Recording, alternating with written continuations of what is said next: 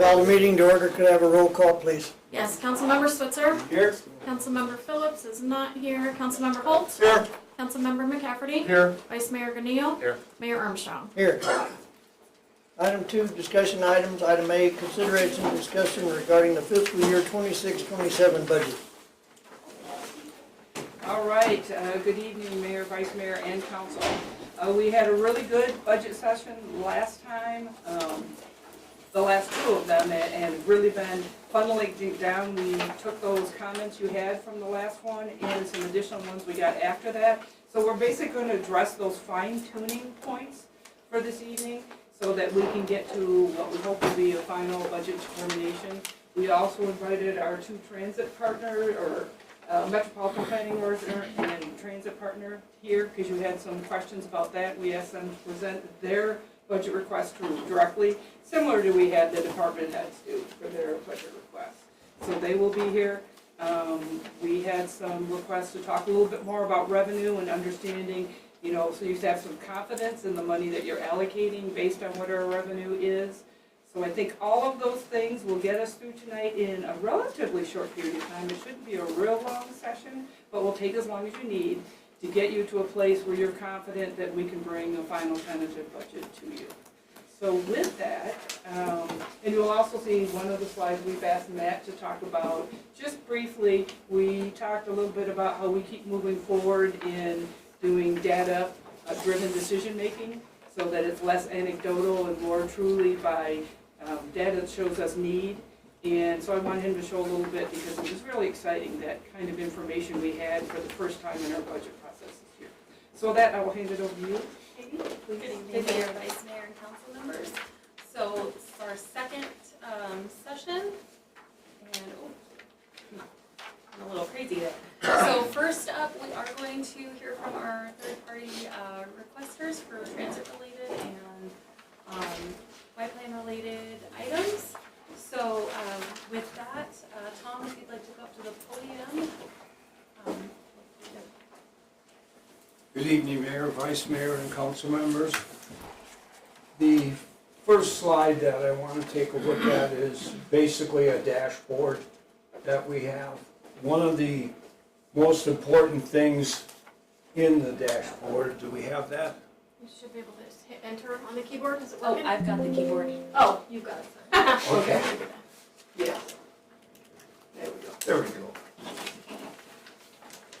Okay, one of the most important things with the dashboard is the cost per rider at $22 and some odd cents. And I know that some of you sitting here know that that's pretty low. Our year-to-date last year was $25.15 per rider. We just went to the state conference a few weeks ago in Mesa, and a lot of the transit managers that I was talking to have a per cost ride of $35, $38, $42.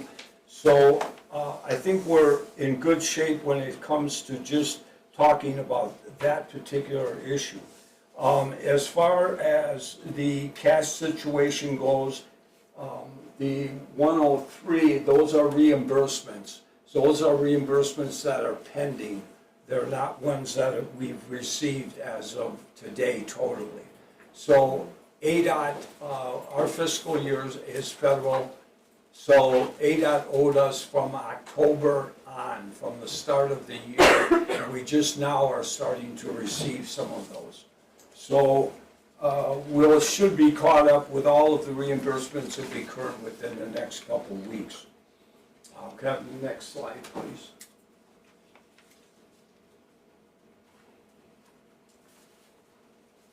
This reiterates what I just said about the driver's costs. I'm sorry, I didn't know it was a split slide. So can I have the next one, please? Profit and loss. Okay, profit and loss for March.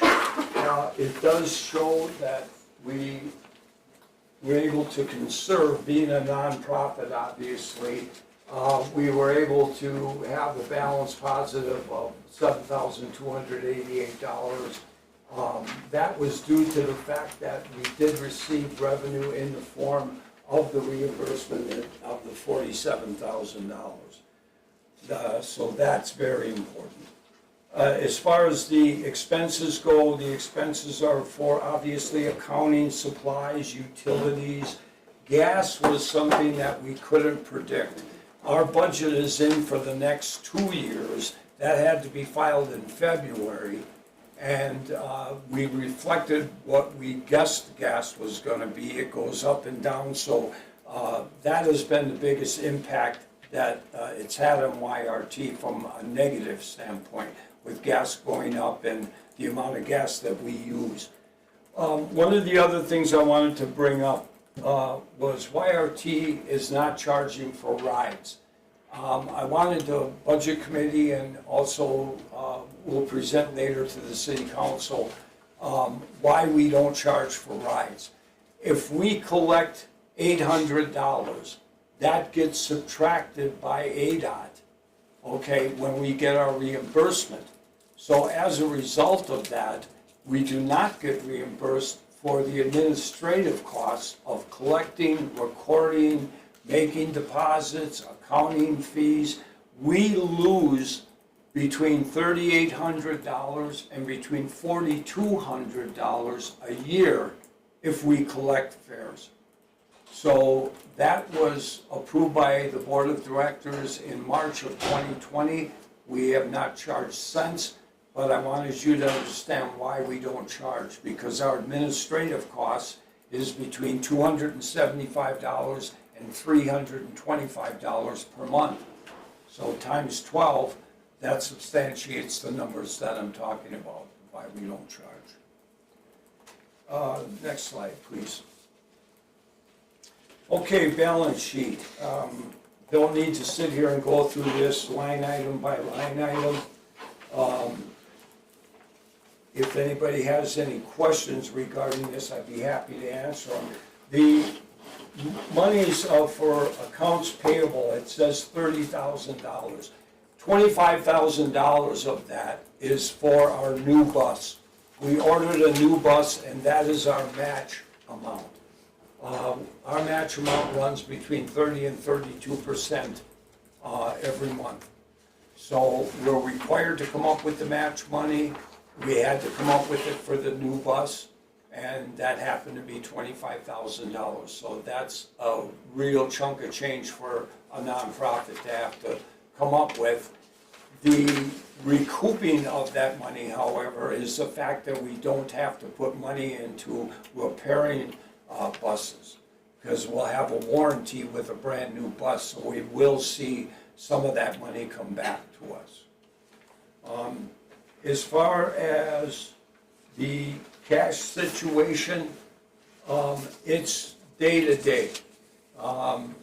We currently have a reserve account which has been depleted somewhat because we had to take some of those funds to be able to meet our overhead because of the fact that ADOT hadn't paid us for 5 months.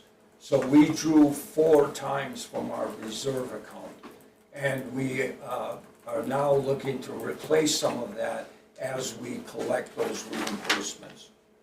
So we're always looking for funds. Regarding the $20,000 that we're here to talk about, that was allocated to YRT for $3,000 for the Paulden Plunge, $17,000 for YRT. The Paulden Plunge, unfortunately, I was notified by the Paulden Foundation that they will not be sponsoring the Paulden Plunge this year. So my request from the budget committee is that that $3,000 be given to YRT, and we leave the amount that we originally agreed to of $20,000 in place. And that's the only request that I have at this particular time, although that may change as time clicks off. Be happy to answer any questions, any concerns. Questions for Tom? I'm sorry? Just asking them if they want to ask you any questions. Larry? No, sir. Robert? Nope. John? Yeah, just one. You were asking for 17 and then 3 for the Paulden Plunge, but you're saying that you no longer need the money for the Paulden Plunge, so just go ahead and let us keep it? Well, what we'd like to do, we'll need an amendment to that contract, but yes, we would like to keep that. That's my only question. And the 3,000 and we've given to the Paulding Pledge, they just wanted added to their 17. Right, that's what I was making sure I Eric? understood. I don't have any questions. Okay, thank you very much, I appreciate your time, thank you, and your support as well. Do you mind if I sat at the table with you? Would that be okay? Tom's a younger gentleman than me to stand up that whole time. I appreciate it. Mayor, Council, Vinny Gallegos, Executive Director of Yavapai Plan. So this weekend I developed a toothache and I went to the dentist this morning. They wanted to do an emergency root canal, but I said I can't. I need to be in Chino Valley. You have this root canal instead. Which I hope it's not as painful. So they moved me to tomorrow at 7:45, so I could be here with all of you good people. Just want to go through, I know I received the invitation from Terry. She outlined the area to focus on to be able to help move the conversation along. I'm going to do that, but I do want to give it in the context of, yes, transit's a part of it, but it's more holistic than that. So I will absolutely address transit. If you can go to the next slide. And I do have handouts. Could you pass the handouts? Sorry. Made copies for everybody, so in case you want to follow along. So today what I'd like to do is I'd like to be able to address the last couple years of local match funding and be able to see where we're at. Be able to walk you through what Chino Valley receives from Yavapai Plan, again, formerly CIMPO, Central Yavapai Metropolitan Planning Organization. I absolutely want to address the contribution towards regional public transit. I want to talk about our recent regional strategic retreat that we just had, and then again, look to this budget and the requests that are associated with it. Next slide, please. So taken from your budget book of 2025 to 26, the department referring to Chino Valley Public Works represents the town of Chino Valley on various regional technical committees, such as we were formerly CIMPO.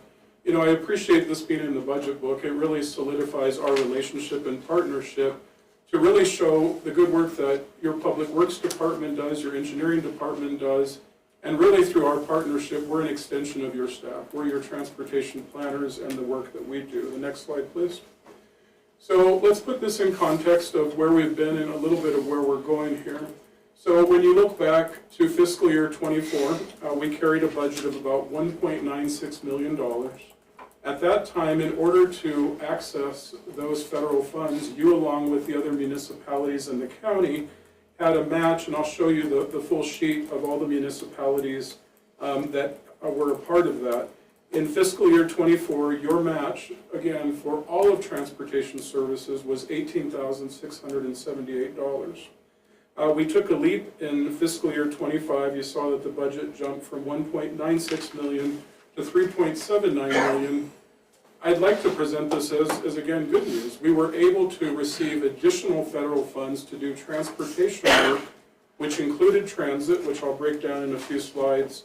So in order to unlock the $3.79 million, the match based on population of Chino Valley jumped to 84,526. And then in that last box, you saw it actually decrease, and it was because of our boundary change, which I'll walk you through that on another slide coming up. But our budget has continued to increase as we're able to receive more federal funds, and the town of Chino Valley's match is a contribution to unlock those funds. Next slide, please. So to put it in context, our match for this year, as I understand that your budget, this past budget was around 46.7 million. So our 77,447 represents about 0.17% of the total budget. And what I'm going to walk you through is it's an incredible opportunity for us to respect the limited dollars that are available, to steward your tax dollars, our tax dollars, and really invest them and leverage them. Next slide, please. So this slide goes to our boundary change. Prior to the boundary change based on population, you represented about 9.09% of the region based on population. When we increased our region from 400 square miles to a little over 6,000 square miles, we also increased the population by about 25,000 people. What that actually did is it actually ended up lowering your match obligation because based on population, it was the county that received the additional people in the unincorporated area. So your match obligation dropped from 9.09% down to 7.76%. I'm not going to walk through everybody, but you can see again the impact across the region as it relates to the percentage of population before and then after the change. And again, it was the county that ended up picking the shift in the other direction. Next slide, please. So let's dig into the conversation. I'm very grateful to be here with my partner, Tom, in regional transportation. And again, for us, as we talk about transportation, and this is why I'm happy to pull out transit, but for the work that we do, it is multimodal transportation. I've been here, I've given several presentations, so many of you know this. Our focus is not only on public transportation, it's on highway, roadway, bicycle, pedestrian, trails. It's all modes of transportation, of which, again, public transit is absolutely a part of that. I'm not going to hit on some of the things that Tom already has introduced you to. Understand, though, that Yavapai Regional Transit, operating out of the town of Chino Valley, going into Prescott and Prescott Valley to serve the region, what we're directly managing now is Yavaline. Yavaline is rooted in the city of Prescott, the town of Prescott Valley, and between those two systems, what they're intended to do is to serve all the region that it encompasses. We want to be able to provide greater access as YRT's doing, but when you start connecting those systems, you have greater connections more frequently than possibly 1 day a week, 2 days a week. And when Tom and I and the two systems are working together, your citizens have access. Right now, when you look at where the rides are going, the #1 destination is to the VA for healthcare. It's to Dignity Health, West Campus, East Campus, Prescott and Prescott Valley. It's Department of Economic Security in Prescott Valley. So again, these are much needed services by everybody in the region, including the town of Chino Valley's folks. What we're using, and this is again part of the increase, is you're helping to unlock $1.9 million of our tax dollars returned back to us. And if you go to the next slide, I think this will show it a little bit better. So when you look at step one, you and I go to the gas pump. Chino Valley residents go to the gas pump, you get a gallon of gas. 18 cents per gallon goes to the federal government, 18 cents per gallon goes to the state government. The 18 cents that goes to the federal government gets identified by the federal decision makers, and it comes back to us for a variety of purposes. One of those purposes that when you go to the gas pump is, again, for public transit. It's 1.9 million that gets sent back to us specifically for public transit in what they call an urban area, or in this case, Prescott and Prescott Valley. We have no ability to change those transit funds into a sidewalk project, a traffic signal, a roundabout. They're designated for that purpose. You've heard me talk about this before. I'm going down to the next row. For about 20 years, we did not keep our tax dollars here. We allowed them to go back to the state of Arizona, which in turn, our tax dollars went to support transit in Yuma, Tucson, Flagstaff, Phoenix, in different urban areas.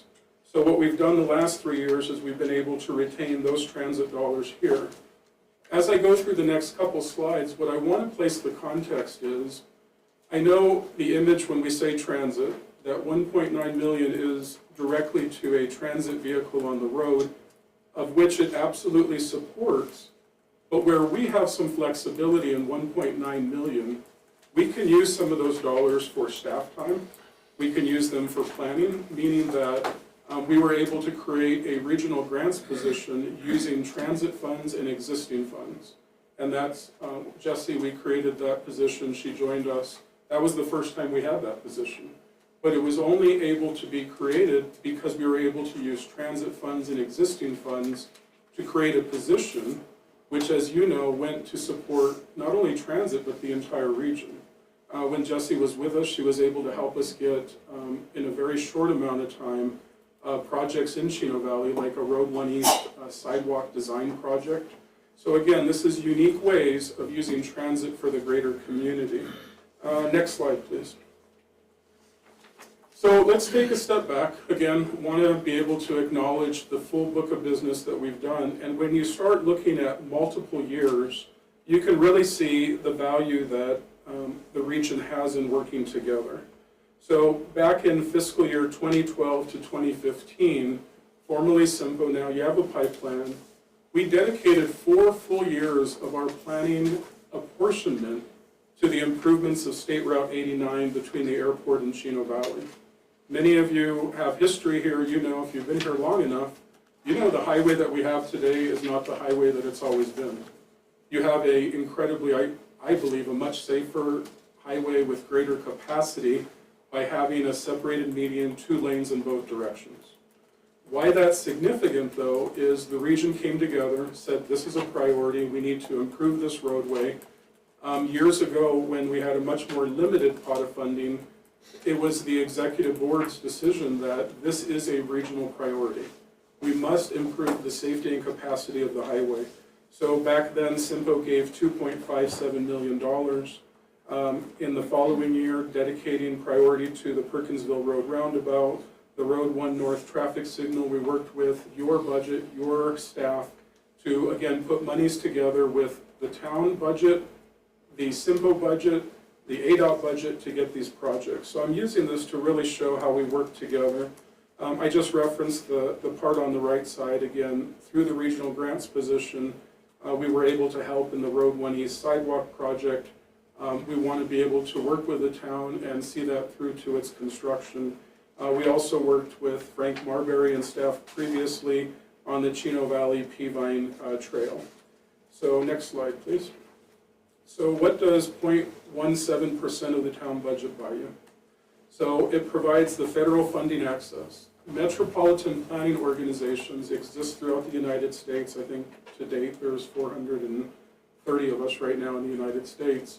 The way the federal government views this is the regions coming together, they're working together. The MPO, or Yavapai Plan in this case, becomes the eligible regional organization for you to access federal funding. So we are, by having an MPO working together, you have access to federal funds. If you are successful in getting federal funds, or we are, it's our responsibility to provide oversight to those federal funds. Planning capacity. You know, as I first started this presentation, we really should view our staff as an extension of your staff. It really should be no different, that we're working with you, for you, next to your staff, as the planning part for the town of Chino Valley. So when we do an active transportation plan, we're looking at the whole region, but we have a dozen or so priority projects for sidewalk, bicycle improvements. So everything we do is twofold. It's the region and the town of Chino Valley. It's what I said in grant administration. I'm proud that we did hire a replacement for Jessie, which was hard to replace her. But we were able to hire a lady by the name of Mariah. And she's already hit the ground running, looking at a way to how you bring in federal funding to support very strained budgets. Regional advocacy, this is huge. So when you look at the work when we go to the state legislature and we're talking with Senator Fincham, Representative Bliss and Wynn, we're doing it on behalf of the region. It's not just Chino going it alone, it's not just Prescott going it alone, it's the entire region talking to our representatives. So why that's significant, when the region places a priority like State Route 89 between 3 and 5 North, it carries a lot of weight. Right now, Representative Bliss is listening to you in the region, and she's really championing that project to move forward. The other part to regional advocacy is you also have local support. At the retreat last month with Mayor Armstrong and myself, there were many other mayors, council members that stood up joining the town of Chino Valley on their priorities. So again, 89 between 3 and 5 North got the support of other mayors and other representatives. Transit connectivity, when we have a seamless system between YRT and Yavaline, again, the citizens benefit from this. That somebody has to get to the doctor at a certain time, somebody has to get to DES and get back. So what Transit's doing is we're looking at working together to make it a seamless system, And then project programming, again, as we look to the future, this is very significant. So next slide, please. Just one slide on that strategic retreat. We got together for 6 hours and we hashed this out, easier said than done, but what we used was the 25-year transportation plan. The 25-year transportation plan says that the town of Chino Valley and the region needs about $1 billion, of which doesn't exist today. There's no money in the bank, but these are the needed priorities for safety and capacity for the entire region. This is focused on transportation. What we did at the retreat to take bites out of the elephant is we said, 25 years is a big elephant, so let's take a bite by doing 10 years. So what we did is we put on the table $400 to $500 million worth of projects, which included 89 between 3 and 5 North, which is almost a $40 million project now. And we went back and forth on what are the priorities, who are the champions. Long story short, again, 89 still is the #1 project that the entire region's speaking on behalf of. And then one more step we did is we looked at a 5-year TIP, Transportation Improvement Program. That TIP is a federal mandate and a federal requirement of how do we accomplish over the next 5 years advancing $300 million worth of projects of which the money does not exist, but what we're going to do to help it become and exist is we're going to do the planning and moving these projects forward. Every time that we help in the scoping, the planning, the design of a project, it makes it eligible for federal funds. It makes it a priority for our legislators. So our prioritization process makes it so that our ability to bring in dollars that aren't there become a thing. Next slide, please. We have a couple slides left. So what's ahead for fiscal year 26 and 27? I already talked about it. We're moving it forward with our 25-year transportation plan. Number 2, this was discussed at the retreat. Understanding that there is a growing gap between the needs for transportation and the actual resources, what I introduced was a regional transportation authority, much like Maricopa, Pima, and Pinal County have.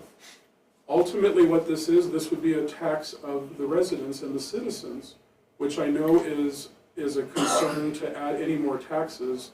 So here's what we're going to do. Over the next couple of years, we as a region are going to study this, bring it back to you, and tell you what a regional transportation authority and RTA is and what it isn't, and ask you on behalf of the region, is this something that we can put on a ballot to go ahead and ask for a tax, because that last slide shows money that we don't have. So how are we going to fund transportation projects?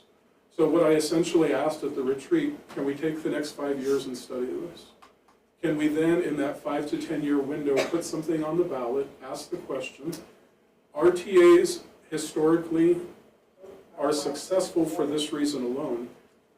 When you go to the voters, it's not give us a blank check, it's here's a list of projects that we're asking you if you would accept this tax and support these roadways.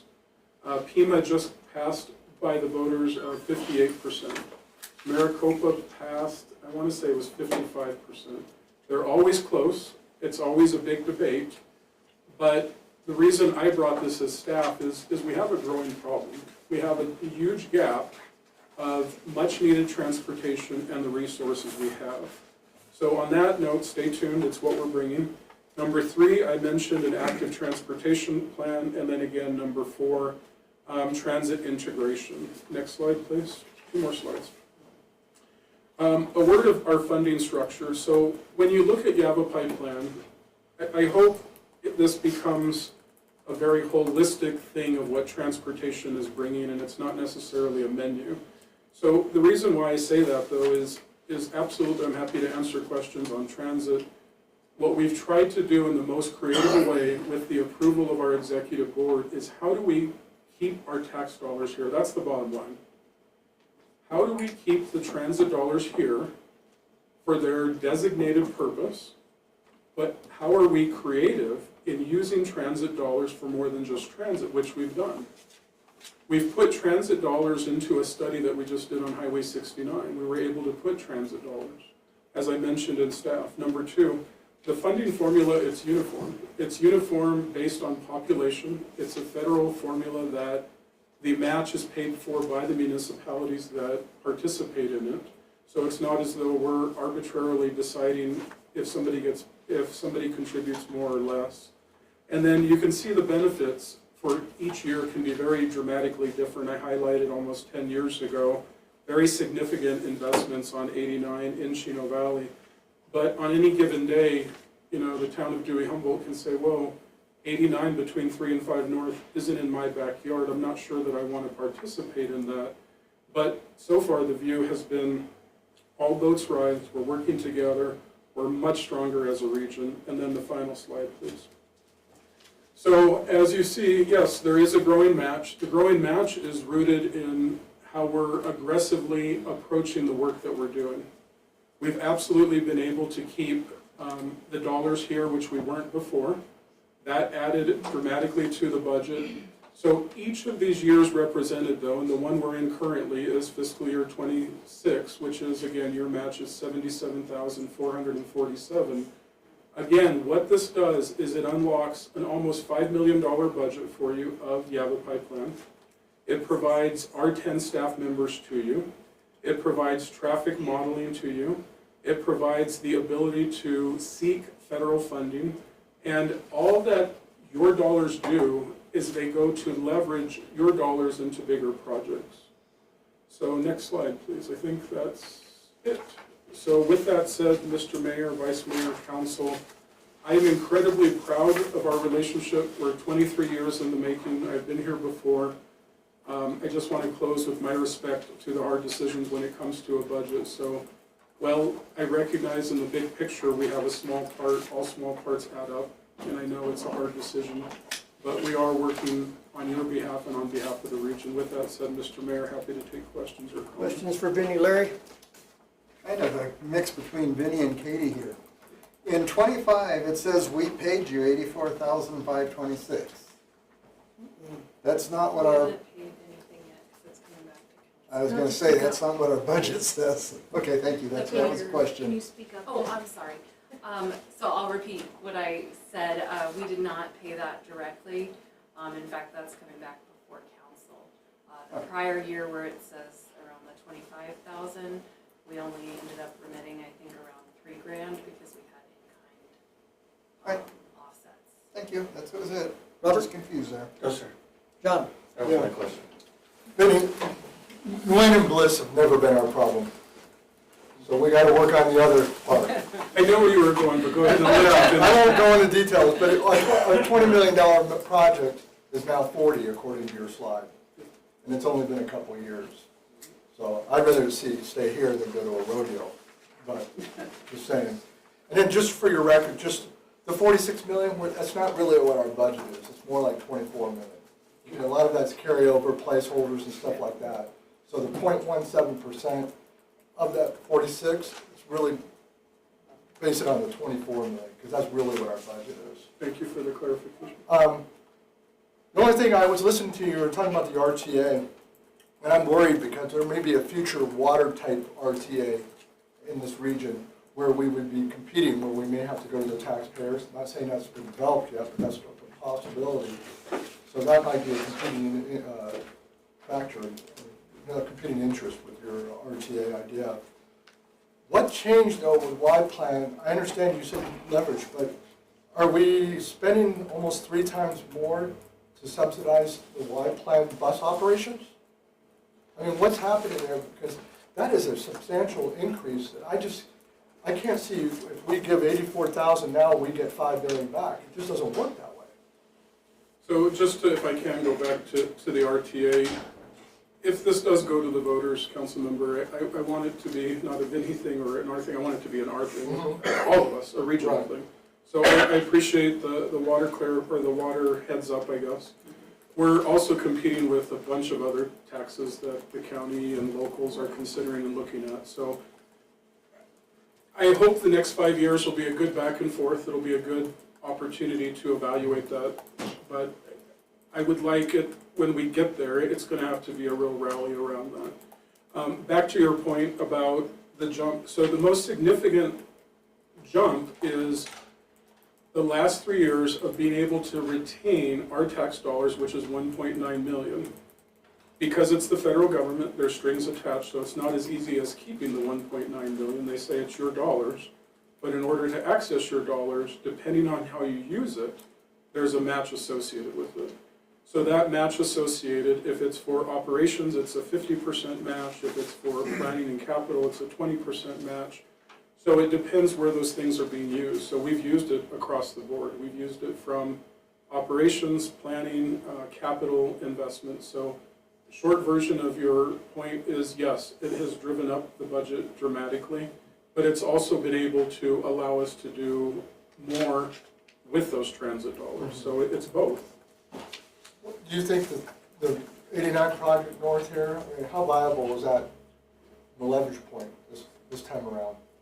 There's no other rodeo grounds going in that I'm aware of. You keep wanting to get, I'm trying to have a poker face with you. You keep poking me. I haven't said it yet. You haven't, but it's the end of the day, I'm trying. I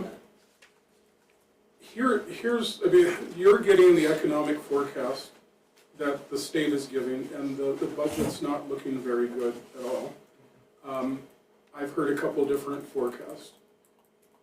Historically, we've now averaged per legislative year $5.5 million on average. That project, as you just highlighted, is now up to $40 million. Representative Wynn has placed his priority on the project 89 and 89A, the on-ramp project. That's a $5.5 million project. He's supporting $4 million for that. Selena Bliss, Representative Bliss, has really gone to bat. Not only did she run a bill just for that road, but she also joined a statewide effort. Neither of those bills advanced ultimately in it. They're not completely dead because now they're in budget negotiations. This is a long answer, but I'll wrap it up with this. Representative Bliss, not seeing a positive outcome in this legislative year, has now talked to ADOT directly, and she's now looking at, through the ADOT process, how does this project rise to a higher level, and how does it get processed through the ADOT process? In my world, that's really good news. In your world, I can't promise you a ribbon cutting anytime soon. All right, my last question is Y Plan, I like simple better, by the way. Okay. So, Is Y Plan in a position to advocate or with ADOT? When I was looking at that chart you just recently gave us, and a substantial amount of the developments that have left this, that never came to fruition, were because of ADOT regulations. Is there a way that your organization could serve as an advocacy to help maybe lessen some of the burdens that are causing us economic downfall? you're reading my notes because I wrote it down and then I forgot to say it. So thank you for covering my back end on that. So talked to the town manager, Mayor Armstrong. They brought this issue to us. So what we're doing to address this specifically, and let me bring everyone into the conversation, as we're hearing from you as the town, we're also hearing from the town of Prescott Valley that as business is looking to develop on the 89 corridor, the 69 corridor, it's way easier said than done. And you, unfortunately, as I hear it, are losing business because of lack of communication, sometimes poor communication, and very strict and hard policy on behalf of ADOT. That's a concern for us. So to answer your question, yes, we are setting up a meeting with ADOT leadership, Chino Valley leadership, Prescott Valley leadership, to sit around a table much like this and work through the issue. I've talked to both sides. I'm kind of hearing, legitimate points. Where we sit in your question is I do see an opportunity for improvement. That, because ADOT's saying, look, we're not trying to put anybody out of business, but we're trying to keep people safe. We're trying to control that. And then we hear the town position, and again, you're not alone. The mayor of Prescott Valley and staff have talked to me. So yes, we're going to lead the conversation, and we're attempting to facilitate an outcome of it, though, that is beneficial to the region. And in this case, again, as I understand it, there's a way forward to make it better than it is, if that's a fair statement. No, I appreciate it. Thank you. You're welcome. Eric? Maggie, do you remember when we had a meeting, a roundtable with ADOT? Are Was you it, talking about the listening tour that came across? The consultants that they hired to go from town to town to discuss people that are being, you know, it's detrimental to economic development along those corridors? right, Yes. and we got what out of it? So they are still touring, and actually, as a matter of fact, they were at the AAD conference talking to a bunch of other economic developers, and they're compiling the entire list. And what they're talking about doing is creating some sort of district along those highways, so that we can figure out a creative solution to help these businesses with some of those monies that is costing to put in, you know, turn lanes, decel lanes, fork truck driveways and all of that. So it's continuing forward, it's just taking a little bit of time. I will say that they told me that Chino Valley's #1 on their list now, so. That's good. So to that, I would say that conversation it was the first time they heard it, it got on their agenda, we got some response. But again, the louder the voice can be within a state organization like ADOT by partnering with Y-Plan and with Prescott Valley, we can press them a little more to look at doing something like Maggie said, you know, they talked about maybe we can have these community corridors where they call it, where the restrictions are a little different than in other areas. So we're hoping, you know, with Y-Plan joining that conversation, we can get them to possibly move. In the short conversations we've had, I feel there's already movement, and I appreciate Maggie's update, because to me, that's in some ways significant movement for now. And if it does go to the voters, do you still need our contribution? Good question. It is a good question. I would say No? it depends on the strategy for the region. You could absolutely take that and replace your local match contribution. So it becomes a matter of looking at what could an RTA with a sales tax attached to it, how much could that accomplish? How much does that leverage the existing dollars, and keeping your dollars in it or out of it, is that beneficial? Having said that, Vice Mayor, I'm happy to bring in years to come the analysis of what that may look like for the town. And what's the percentage, what was the percentage from Maricopa? I want to say $0.25. They're typically $0.25, $0.5. Don't quote me on this. I'm going to take a guess. I felt Pima was $0.25. Oh, $1 billion in 25 years. Yes. I mean, is it really going to happen, even if it does? $1 billion. So think about this.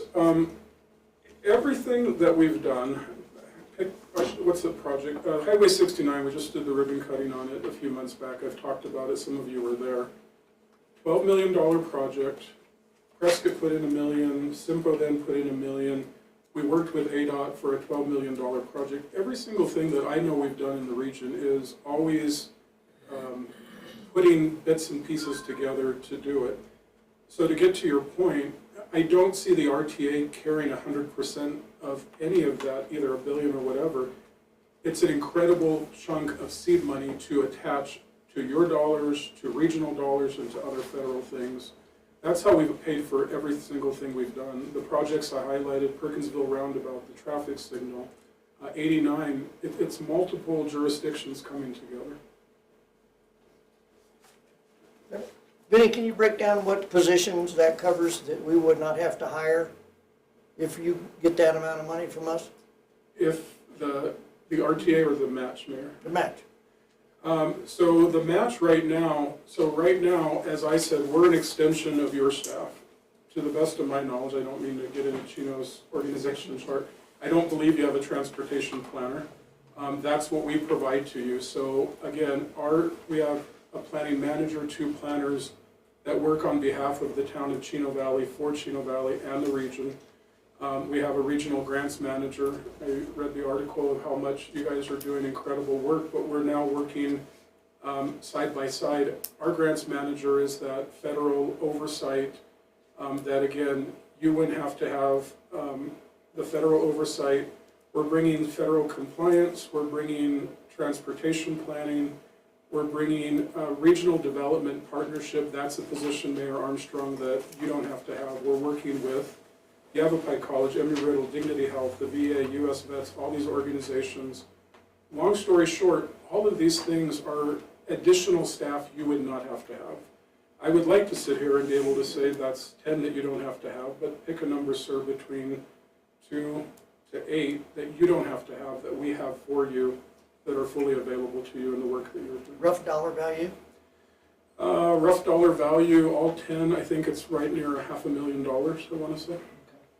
Rough number. All right, do you have a timeline for connecting Yavapai Transit, Yavaline, everybody? I do. I have a timeline that, much like Tom's update, we're buying 2 vehicles. Those 2 vehicles are going to help to connect the city of Prescott and the town of Prescott Valley. Why that's significant is because YRT is making routes into both. In that connection, Mayor Armstrong and Council, we're talking with Tom as we speak. Is there an opportunity to help in budget efficiency that YRT doesn't have to go as far into Prescott or Prescott Valley? We cover that. We're planning on doing our ribbon cutting for that route in August. It's my hope, Mayor, that between YRT and Yavaline, that we'll have a improved schedule and connectivity between now and August. But that connection will be monumental, because once we get the 2 systems really connecting, then that level of service doesn't necessarily have to be extended.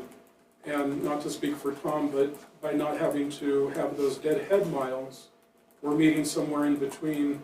He could cover a greater Chino area and other services like the Paulding Plunge and other things as a possibility. Okay. Do you see YRT under Y Plans Management being able to stay with not charging for rides?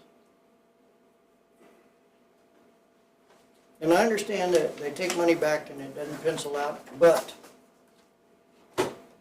perhaps that addendum in there could cut down something by charging for rides. I don't think anybody's gonna really go crazy if you're charging $1 or $2, at least from not what I'm hearing. Let me, if I can, Mayor, I'm going to answer it this way, and then you can challenge me back if I didn't answer your question. I think here's the opportunity for us that I hear your question rooted in. It's about stewardship of tax dollars. It's about being efficient and honoring the limited resources that are available. Where I think our greater cost savings, even more than the fares amount, is looking at a duplication of services between YRT and Yavaline. I'll give you examples. They have a dispatcher, we have dispatchers. They have bookings, we have bookings. They have drivers, we have drivers. As I study and evaluate it, my hope is to dig into that with YRT more and say, I never ever want to advocate for putting anyone out of work, but is there a way for us to work together, not duplicate services? Because when you start sketching that on paper, that's really a greater cost savings than anything in being able to work together. We're doing it to a certain degree informally, but when you get more formal and you have a formal relationship, and then you look at, gosh, we're, again, to cast the future, you have a similar driver pool, you're sharing insurance, you're sharing fuel. He mentioned the cost of fuel. So I guess what I would try and say, Mayor, is where, so far, what we've been focused on. We are charging fares under Yavaline, as you know. Our relationship with YRT, though, we feel so far, our work is, could consolidated services save greater money than any fare discussion, if that's, sorry, no pun, if that's fair. Okay, so some kind of a dedicated merger is in the wind. It has been, from the sense that from day one, we have absolutely been by their side to help in the planning of it. And I neglected to say this too, again, my notes. Mayor, you know this, but I'm going to share with the rest. Yavapai plan is actually going to be paying for a short-term transit plan, which is going to cover Yavapai Regional Transit. We're paying $175,000 to do a transit plan. We're not asking YRT for anything. It's going to cover YRT. In that plan, your points today are all going to be evaluated. The fare structure, the relationship, what is the routes, what are the services, what are the budgets, where are areas for consolidation. So all the way back to the Ron and Sherry days, we have absolutely been working with them to help plan. We're still helping to plan. It is my desire from a fiscal conservative mayor to find opportunities of cost savings, working together. Last few times I sat down with Tom, everything's on the table to get to your question. So what's in the wind? Us absolutely working together has been absolutely discussed. Okay, understand. I spoke with Representative Bliss on Saturday, only to find out that they usually get $2 to $3 million bucks a piece to throw at projects, so she had hoped to bring some of that. And as of Saturday, they were told there would be zero given to each individual representative to put forth on any projects. She's still fighting it, but it doesn't look good. And I have talked to her about this, Mayor, and I guess I want to put this bug in your ear also. In the legislative request, on your behalf, on behalf of the region, I asked for the full amount, but I also asked for $400,000. The $400,000 is for a design concept report. I was hoping, again, I swung away, went big, go big or go home, but I also put in a small dollar amount for this reason alone. That if you can't get us $40 million, could you at least give us $400,000? What that $400,000 does, Mayor, is if we're able to do a design concept report, we're then able to get a more accurate dollar amount. Right now, there is quite a bit of educated guessing on the project, but we need to do at least a design concept report, which that'll say it's more than 40 million, it's less than it, but it's also going to make it that it becomes more eligible for a federal funding project. So I just want to let you know that we're looking at how do we, the elephant's big, how do we take a bite out of the elephant? Okay. I spoke with the new director down at ADOT. Seems to be amenable to something going on anyway. I backdoored a call to the governor and she took it, so she's got it in her ear. About Road 3 to Road 5, I told her again, I will not invite you to the new state park because you'll die trying to get there. You know, you've adopted this tagline. I'm hesitant on my role of adopting it, but it's very tempting. I get your point. It may work, it may not. Anyway, that's all I have. As Thank the you. mayor, if you can say It's that. like $1 billion shortfall for the Yeah. state, so that's a lot. That's a big Before we chunk. dismiss, oh, you have Just something? one more question. Yeah. When we were doing the citizen survey for budget priorities the last couple of years, you know where transportation fell in that? I don't, now without pulling it back up, but we can look. I'd be interested to know what It the seems like- the town puts that priority. And as I remember, and correct me, maybe one of these two might remember, there was a couple things that we thought were interesting where senior programs became, it depended on we thought those surveys were coming from. Correct. It became very important from a segment we thought was coming from the senior center, but not important to the rest of the community. If I remember correctly, it was more focused in the comments. Yes, than in the data. So But we it can does pull play a those. part, especially if there's going to be an RTA discussion, you know. Yes, Our sales tax is already the highest in Canada, Yes. so. It would have to be proper. That's a big thing to. yeah. And having said that, Councilmember, I would welcome any other idea. I'm open to, I don't know. We have a growing problem, you know. Put some more ideas on the table. I'm happy to explore them on your behalf. And right, Yeah. before Mayor and Vice Mayor and Council, before we wrap up, I want to thank Vinnie for coming. I know that when you charge us to be good stewards, and so when we see jumps in things and we want to understand them to make sure we're being fully transparent to you. So we were poking Vinnie a little bit, wanted to make sure that you fully understood what was being asked for. And I know one of the things that struck me more today was I had focused on the fact that, you know, Y-Plan had taken on Yavaline from Prescott Valley and was transferring the cost. What I think hit me for the first time was that we also are capturing the dollars from that. So yes, we did get the cost by having that transfer from Prescott Valley to the region, but we also now, instead of them, we are capturing those plus more dollars than we might not have otherwise. Am I reading that correct? It is, and again, here's my editorial comment, because now I'm done, is how incredibly painful that my tax dollars don't stay here, period. Like, that has even, I've been started at Simpo 13 years ago, and this one has struggled. there's a lot of personal feelings whether government should pay for transit or not. The reality is, the arguments with our federal decision makers, they're the ones that are saying, here's your tax dollars back, but it's for this purpose. If you don't want that, that's your argument with Congressman Crane and others, be able to say, hey, you gotta change this. These are our dollars back, we want more say over it. But they're handing it back to you. Terry, what we're doing is we're biting the bullet and saying, this isn't exactly fit our community. So to your point, we're being as creative as we can possibly be to meet the letter of the law and be able to work within the law. Back to your point, we've added positions, we've added representation for you, we've added grants for you using transit dollars. So the most creative of ways, we're keeping our dollars here, working on our behalf, transit as transportation. Conversations with Congressman Crane are basically non-committal. He'll take your call, but I don't get a lot back from him, which the unnamed senator, which has been referred to, he doesn't even accept a call. But he writes a good letter. Yes. AI does a lot for him, doesn't it? I'm sorry, I didn't say that. Okay, thank you. Thank you, all. Vinny, appreciate Wish it. you all the best. Good Thank luck you. tomorrow. Thank you. 7:45, send me some prayers. And this was easier than a root canal, so thank you guys.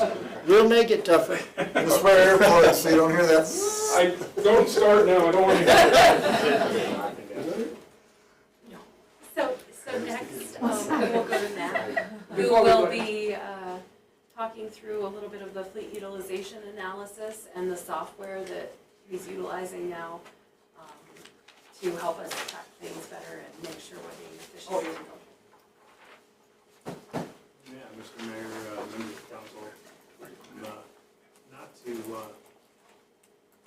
thank you for having me today, talk about fleet, something that I get kind of excited about.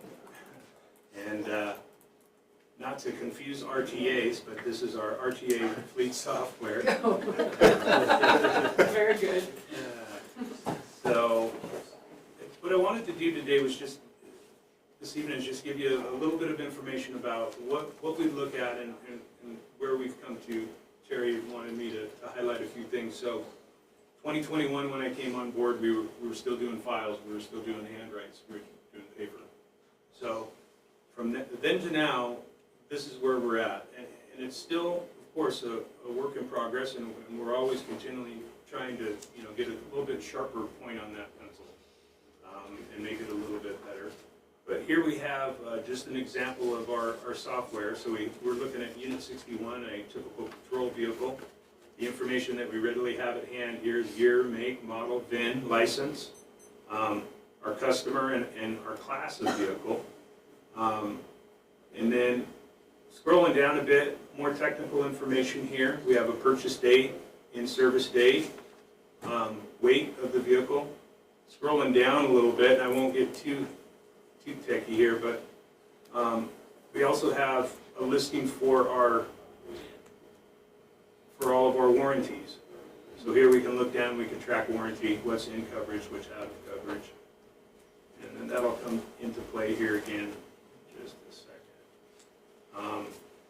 So jumping down into a PM, this can show us what PMs are due, preventive maintenance is due. And you'll note here that we've got a WPM that's going to be coming due. That'll be at the end of the warranty so that vehicle doesn't slip out of warranty before we have a chance to grab it, shake it down, and make sure that there's nothing that we need to take it back to Ford to look at. That's due tomorrow, right? Right. Yeah. Did we make the deadline? We absolutely did. All right. We absolutely did. So, moving down here, history. We're also, and that'll tie into these slides that we're gonna look at in a second here. So history, we can come in here and we can look at all the history. We keep a parts, labor, and an internal tracking, just like any shop that you would take your vehicle to. You walk into a shop, you hand them the keys, you get a bill that lines out parts, labor, hazardous disposal, all that stuff is all lined out here. We can pull up that entire history. Jumping back up to the analytics tab, all of this data that we're putting in here allows us to have it analyzed. So this will pull up. What we do, and that leads into these slides, what we've been doing is we're taking the data of age and mileage. So particularly with patrol vehicles, Councilmember Holt asked me a question about how long to run them. So our standard running time for these patrol vehicles, we want to run them out to about 150,000 miles. And we should achieve that over a course of years. So what we're looking at here is a score based on mileage. We're also looking at the total cost of ownership. So we're looking at the amount in PMs, repairs, and things like that. But the big focus here is for this class of vehicle, meaning a PI SUV for PD, and the individual asset itself. So we can look at both of those and see how those are being utilized. So with that, Is that 14,000 miles a year? That's a supervisor's car, that's why. correct. Yeah. So well, and that's what we're going to get into. Yeah, so you'll see, next. yeah, So we do.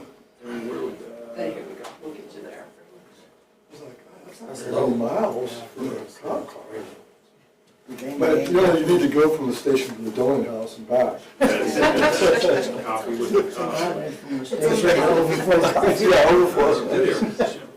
Supervisor. She's probably listening to this. Well, Well, that's a ticket.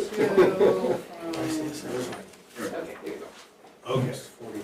So, fleet utilization is just, it's an analysis of miles or hours that are placed on each vehicle. So they're pulled from fuel transactions, they're also pulled from anytime a vehicle enters the shop, we pull the mileage off of it. One item back to the software, we can also do a condition report. We do that on each vehicle so that we can check the condition each time it comes in. So we're looking at that, and on this next slide, we pulled, and again, this isn't static, so I can't scroll up and down on it, but basically this first slide, we're looking at PD, and what we're seeing here in the first unit is unit 61 running there from, unit 61, that's the customer, department, year, make, model.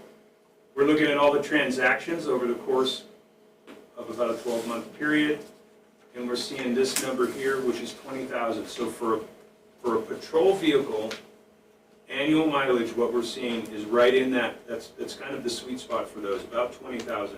And then we're going to have those reduced miles. Somebody mentioned reduced miles. We're 9 by 9 miles square. Now they do, of course, go outside, up and down on the highway, but you're not going to have a whole lot of miles. The highest mileage is definitely within PD because of their constant patrols. They're always moving around.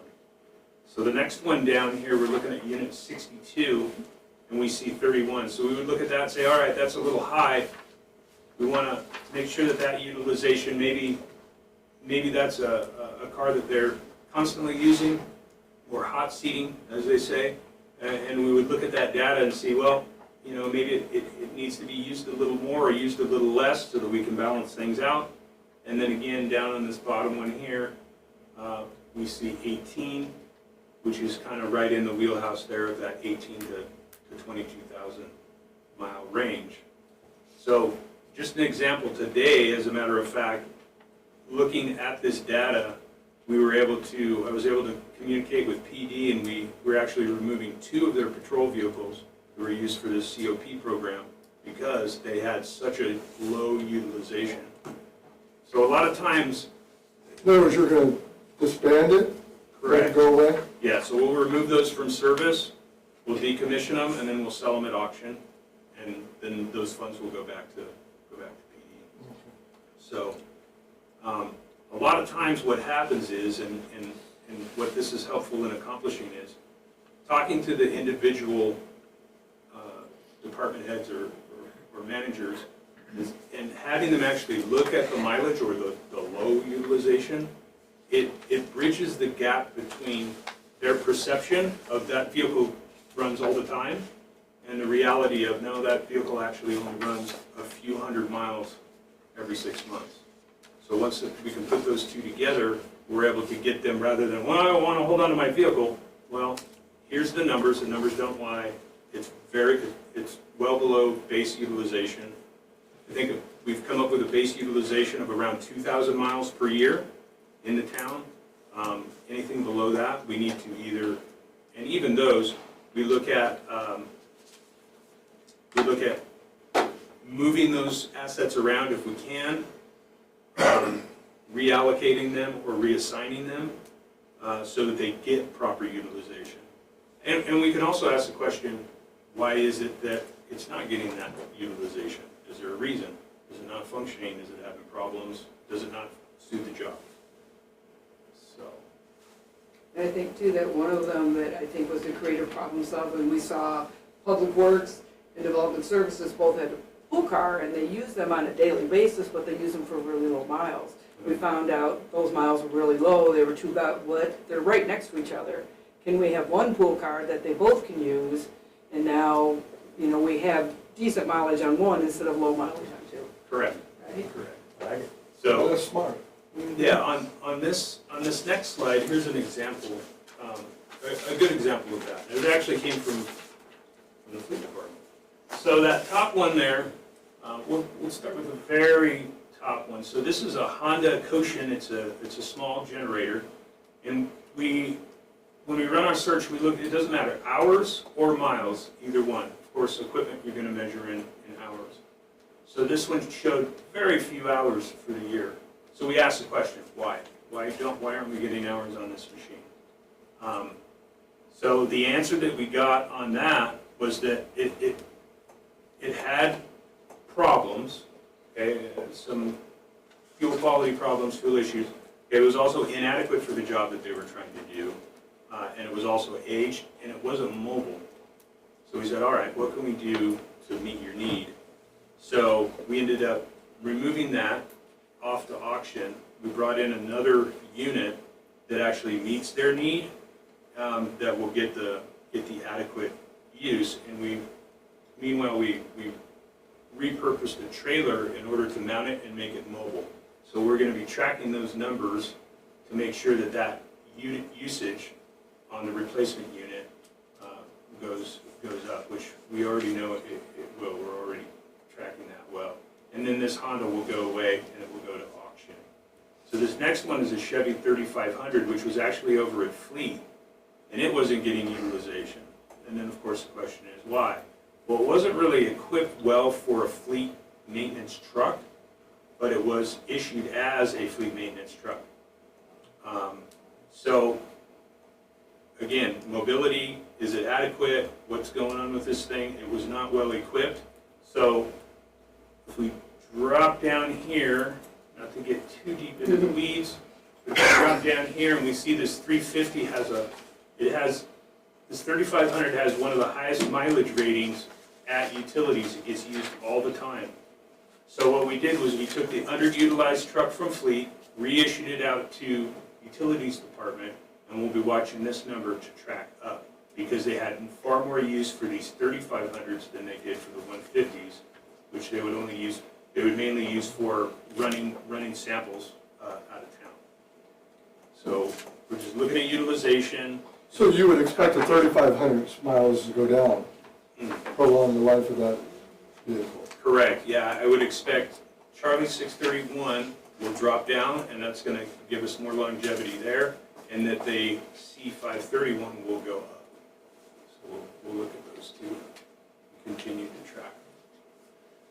And then the next one here is parks and facilities. So parks, we see pretty low miles with parks, but part of that reason is, which, you know, we always ask the whys. We ask why. So they start at work. So their vehicles, unlike, let's say, streets department, they start at the street yard and then they head out. A lot of times parks, will start on the job. Same with facilities, they're at their work when they begin their day. And then, excuse me, we move and reassign however we can to make sure that all the assets get the best utilization possible. So, yeah, we look here, we see a good number here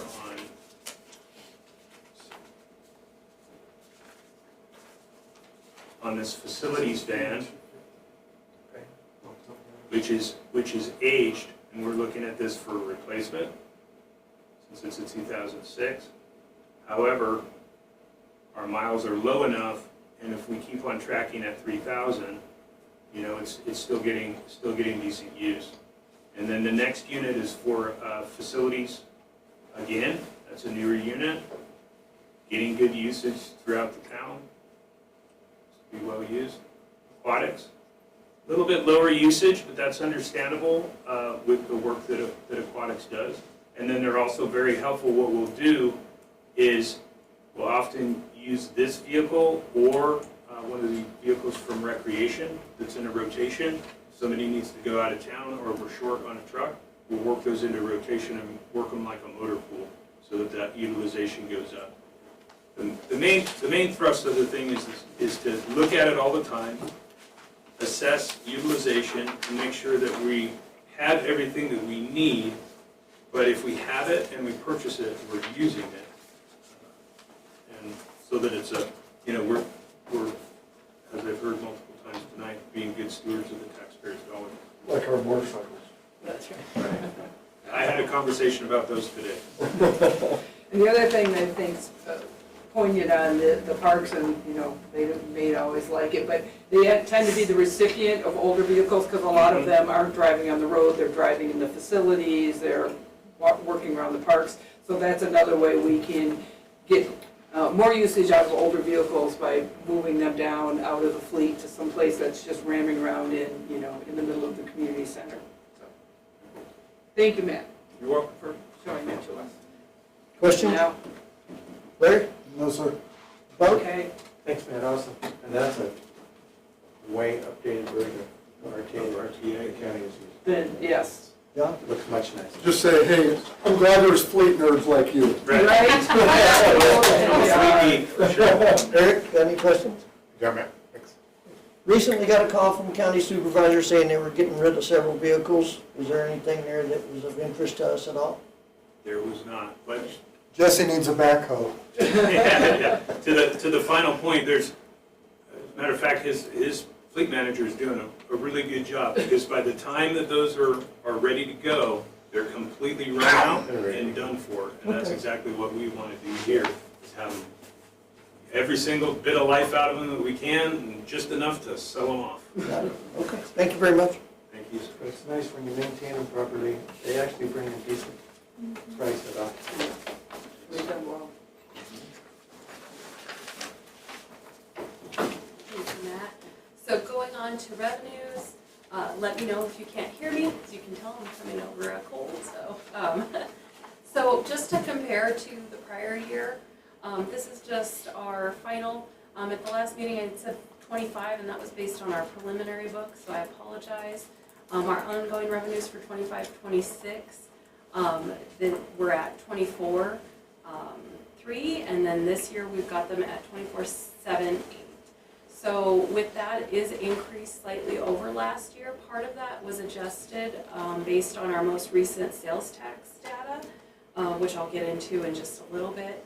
But that's why the jump on the general fund side and the general capital improvement side. Similarly, there's a portion of our tax that goes to that fund. And then on other lines, so things to note, so HERF did go down on the estimates, and we do have state shared numbers, but they're the preliminary, and they're currently based on the same population number as the prior year.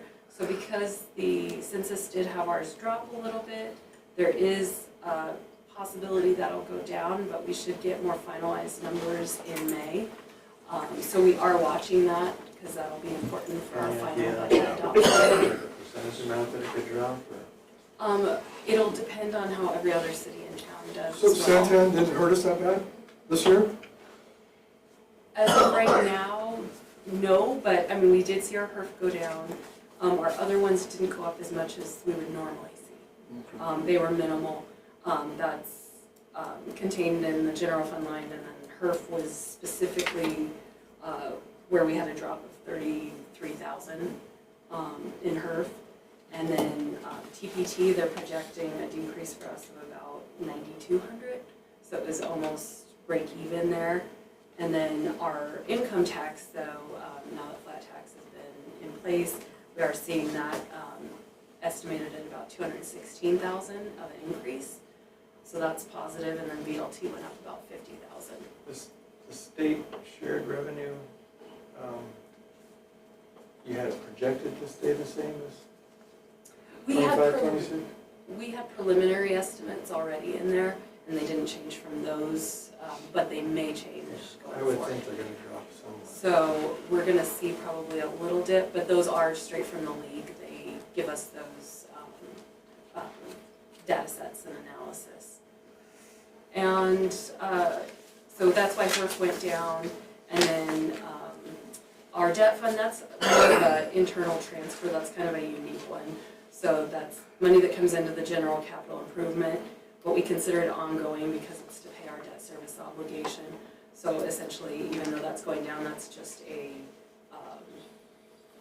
an action related to the debt service obligation decreasing. On grant fund, the reason there's a large increase is we moved this last year our funding that we get from NACOG through the federal programs for our Meals on Wheels and for the senior center. That should be in a grant fund. It was previously handled in the general fund. We moved it this current year. So that's why General that fund went dropped up. by So that. essentially, general fund dropped by that amount, and that went over to the grant fund. And that doesn't include the NACOG every 3 year, the thing that Jesse talked about a couple weeks ago? Remember where we get NACOG funded? No, Oh, that's okay. CDBG. Oh, so I'm sorry, Yeah. you're right, No, you're right, sorry, you're right. that is separate. It is handled through NACOG as well, but Oh, okay. different And our function. NACOG funds taking a drop for 26, 27? We actually have seen pretty stable funding, even with new administration on the federal level. That's one of the program areas where we have seen that. However, it's something that we continually watch because we never know if that's going to change. And to keep those programs active, that's about what we would need to fund You it. anticipate it staying the same? Correct. As of right now, we see it staying the same. It typically goes up slightly each year. But we just hope to And keep Katie and the Cindy same. keep their eyes on those very closely. And then that's the biggest parts there. So then going into general fund specifically. So what we're looking at here is just our ongoing revenues and then our one-time revenues. So the first column, the 24-25 actual is what we actually received in that fiscal year. Then our current year budget, so the 25-26 budget, and what we have received through March of this year is in the third column over. And then the grade column is what we're projecting for our 26-27 budget. So we did increase our TPT expectation to 2%. We had it at 1%. Most recent data has come in, and we're looking at 3.68% over where we were last year at this time. But it is kind of volatile, and I'll show you that on the next slide, so that we are continuing to watch that with the hope of another month that we'll have officially in the books before we adopt tentative budget at the end of May. Katie, what's the big drip? Bump in the summertime? Um, TPT? At quarterly filings, we see a bump each quarter. So right now, this is representing 8 months that we've received. So just because of the lag that we have, so we do have 4 more months that we're adding on. The 6.2. Correct. Was the fourth quarter usually strong? It usually is. We see usually around December when we've had like Friday and those kind of things, we usually see a little bit of an increase. And we don't have the retail to the scale of some other areas, but we do see it go up there. And then we should have pretty strong, as people are traveling and getting out more and things like that, we see a little more activity. What's the big drop in investment funds? Oh, so we invest with LGIP, so that's the state's investment pool. So they handle all the investments, and it's based on liquidity and safety over yield. So they do very secure investments, and we have the ability to draw our funds at any time we need. So interest rates are dropping. They were high for a little while, and then because they've dropped, and then because we've dropped some of our fund balance, that's how we get those revenues. So we're anticipating about a $42,000 drop there. It could change, but we're just trying to be cautious about where we're going Thank you. with that. And on others, so we've seen slight increases in like our licenses and permits. We actually have collected our full budget at this point this year. So we've had a little more activity there, and then there's some good things happening in the community with the RV park and things like that developing. Castle Rock communities, we're seeing some additional home building there. So that'll all help our permit And activity. The new fee schedule is in effect, right? Yes. Yep, so our fee schedule had gone into effect. And then we did build in the last time when council adopted the fee schedule in July. We did build in the ability to increase those permit amounts by the CPI on that side. So that's something that we'll have adjusted for the July fee schedule as well. So that's positive, but it's not huge movement. So we're looking at a 1.5% increase. What would you say the growth and the cost are, at least 3%? Yes, so that's just something that we're gonna have to keep monitoring, and I'll get to the final. On TPT, so this is just a comparison by month through March. Excuse me. So as you can see, it starts with August, and that's because of the lag. So we do have 4 more months. So you can see it's kind of volatile. The blue column shows what we received last year for the same month. And the green shows this year. As you can see, in March, we had some significant construction activity, which prompted big growth, as well as some increases in retail and some other areas. So if you look to the table to the right, that just shows the cumulative year. So we are about 287,000 ahead of where we were last year at this time, which is what represents that 3.68%. Again, because it is so volatile, we are watching it.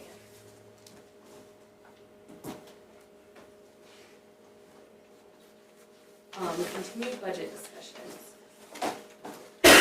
Been at it for an hour and a half, anybody need a break? Nope, okay. Onward and upward.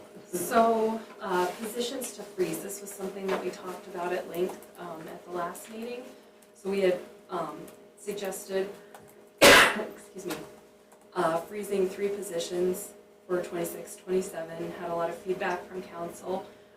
With that, we have a couple of options for you all. We can either keep the freeze as originally recommended, which is freezing all 3 positions, or the table in the middle represents what would happen if we did no freeze or a soft freeze. And we're actually recommending a soft freeze. So what that would be is we would actually fund all 3 of those positions in the budget, but then the town manager and myself would monitor revenues. And if revenue capacity allows and operationally it's necessary, then those positions can be filled during the year. Open to any discussion if anyone has any thoughts on that, or if they prefer to freeze, or if they... Why is there a difference? In between soft freeze and no, or between table 1 and table 2? If you're not spending the funding on the soft freeze, and you're definitely not spending it on the That's hard if they freeze. did spend it. So That's if they did spend Yeah, so Okay. the no freeze or soft freeze, it includes that amount, so it's just under 300,000 that we basically would consider as spent or funded. We just wouldn't necessarily. So in the first column, we're not funding it all. We're not gonna fund those positions, so we're not counting it. In the second one, we're putting the funding for the positions in for the full year, but we won't hire it unless there's revenue and there's a demonstrated operational need. So we could save the whole thing, or we could save a portion of it. So if we go with the freeze, we still have the FTE, right? Yes, So we could correct. still come back to council during the year and fund this. You would just need to fund them out of contingency. I would vote for a freeze and then we'll go with that route. And that is the key, is that we would have to come to you out of contingency rather than out of personnel budget. So you would come to us regardless either or? No, we would let you know, just informationally, I would have the capacity for us to work together and do that, and we would inform you if we did, in the soft freeze. And if it's the hard freeze, we would have to come to you because it's not funded in the personnel budget, we would have to pull it out of contingency. Now, correct me if I'm wrong, but you were needing to do this because that was what you were gonna need to reprogram over to cover future WIFA. It wasn't for the WIFA, but it was to help offset for the market adjustments for That's what it meetings was, okay, that's right. and some of the other So, and salary now- changes. So by going with the soft freeze, are you suggesting that the offset is no longer necessary? Are you making that prediction? I'm hesitant. Like I said, we changed the tax revenue increase. Like originally I had 1% in there, and I did up it to 2 based on the most recent data. However, that could be a swing of 100,000 either way. But even at 2%, are we really covering the 3 to 3.5% increase in cost? It is, no. That's- It technically, our ongoing revenues cover our ongoing expenses. But that's originally why the town manager and I recommended freezing. Because because those positions weren't currently filled, it was looking at if they're truly operationally necessary and if we have the budget capacity to do it, or if it gets introduced back in when there's more funding Pretty available. tight rope. Plus that increases future spending. Right, I like the idea of the hard freeze and then just come back, because if you go to soft freeze, you're gonna be more inclined to find a reason to fill. I'm just We the get opposite. a windfall or something. I'd go with the freeze. Yeah. I'm just the opposite. I go for the soft freeze. It keeps the positions there and under Terry's control. The hard freeze, the positions are still there, they're just not Positions are still funded. there, they just got. You ever seen what happens in a hard freeze? In the next year, the budget's even less, you're hard frozen another, 4 years later, you've lost those positions permanently. And I don't want to be the council that starts cutting costs. Don't have the money to fund them. You don't Yeah, if we don't have the to money to fund them, then It's a hard that's what's fact. gonna happen. And I would say that, I think you've seen that, I thought I was conservative, Katie's even more conservative than I am when it comes to budgeting. Keep it up, Katie.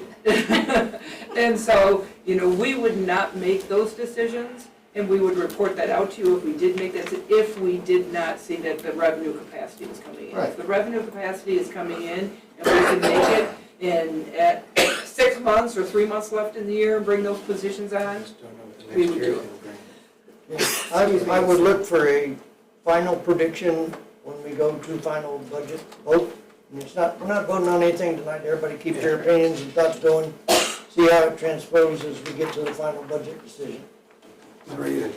But we are amenable to either, but as we talked through it, we were thinking, especially hearing some of the commentary, the soft freeze gives us the ability, if we do see revenues increases, to respond to that a little bit more fluidly than the other. Either way, we'd be reporting out to council. And it also is not a all or nothing. Yes. It could also be a combination of that, if there's positions that you feel more strongly about, whether it's the police officer role or whatever else, that could be, it's your prerogative to choose what you'd like to see there. So moving on from that, additional WIFA loans, so we talked a little bit about the And debt let me, service. may I jump in? So, Do we have to? Councilmember McCafferty talked about this, that Mark had come to us, and we learned that the Bright Star PFAS remediation project, what was going to be fully funded by ADQ, no longer is going to cost a lot more, and ADQ does not have the budget to fully fund it. So we met with them last week to get to better understanding of that, because, you know, what we had communicated to you is always very important. Whatever we tell council, we want to be able to, if that changes and we weren't transparent with that, that's a problem for us as staff. So we really want to press them and say, why did the costs go up? Why didn't we know about it? Why can't you fund it? You know, what do we need to tell council with this? They're looking at potentially what we thought was a $5 million project becoming up to a $10 million project. They only have $5 million, so we would have to fund the other, but because it is PFAS compliance, which we have to be compliant by 2029, WIFA is offering a 90-10 loan, grant versus loan. So for $5 million, we would have to do $500,000. So it's not as impactful, it's still a concern, obviously, and we want them to explain fully why that happened. There's no federal funds for this? That is, that's through the big beautiful bill. Oh, It WIF is federal, just so it's controlling gotta it. be- Yeah, WIF It's is just controlling it. So we're going to bring that to you and have the conversation, but we want to, the big thing, this one, we have to be compliant by 2029. So our hands are tied, whether that's $5 million or $3 million or what it may be, we're going to make sure we press really hard on that. But we need to, we're going to bring this to you, you're going to have to vote on it, but we have little, really recourse. We have to be compliant by 2029. So Have they done any recent testing at Bridgeton? Well, what's the most recent testing at Bridgeton for people? 2024. So we don't know, that number could have gone down? It's possible, unlikely, possible. I'm And feel free 3 miles south from Bright Star, and I just had tested for all PFAS, everything, I had 0. Yeah, you're in a good zone. The gradient flows north. So being south of the smear is where you want to be. And when ADOT, ADEQ, or Water Resource, and our operations people are here, those are the kind of questions we, want you to be able to ask. Well, We're making the decision. Let's just assume the 5 million, we would need to, what would our part be?